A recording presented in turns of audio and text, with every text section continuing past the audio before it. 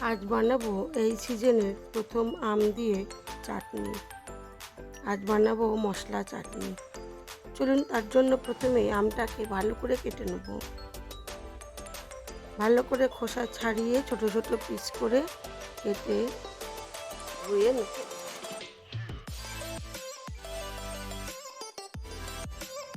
মাঝে মাঝে ভিডিওতে এত ভালো ভিউজ পাই, আপনাদের ভালোবাসা পাই, মনে হয় ভিডিও করি। আবার মনে হয়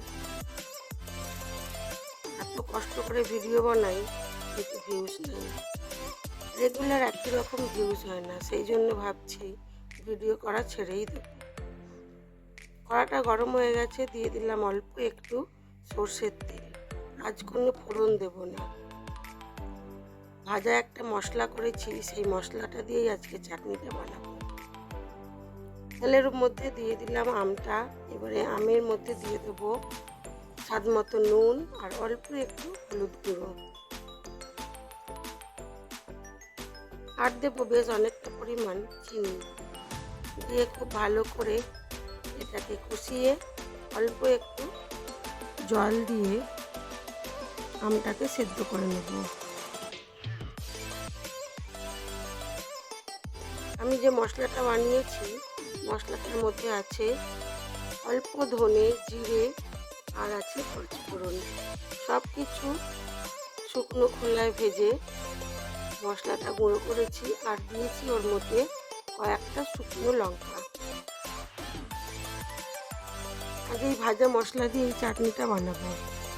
আমের গন্ধটা ছিল খুব সুন্দর, সেই জন্য চাটনিটাও খুব ভালো হয়েছিল খেতে। এবারে দিয়ে দেবো পরিমাণ মতো জল, দিয়ে ঢাকা চাপা দিয়ে এটাকে হতে দেবো।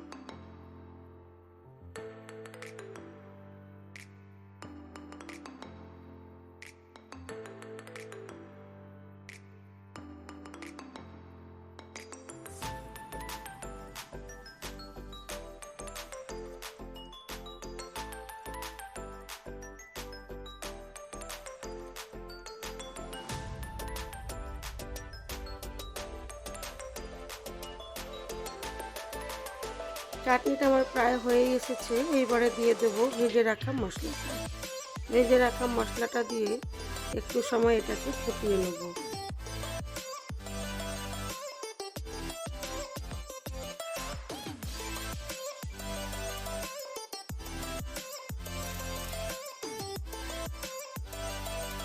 এবারে চাটনিটাকে সার্ভ করে দেবো। তারপরে দেখাই, চলুন আমার আজকের লাঞ্চ মেনুতে কী কী ছিল।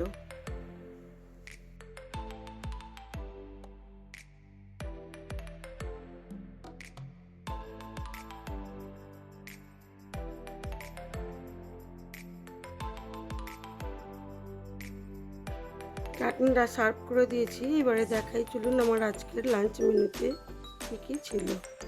আমার আজকের লাঞ্চ মেনুতে ছিল সাদা ভাত, লেবু, স্যালাড, পটল ভাজা,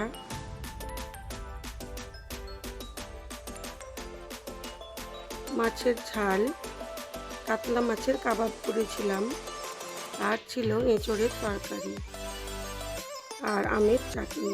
আজ এইটুকুই। সবাই ভালো থাকবেন, সুস্থ থাকবেন, নিজেদের খেয়াল রাখবেন। ভিডিওটি যদি ভালো লেগে থাকে লাইক, শেয়ার, কমেন্ট করবেন এবং নতুন বন্ধু হয়ে থাকলে একটা সাবস্ক্রাইব করে দেবেন।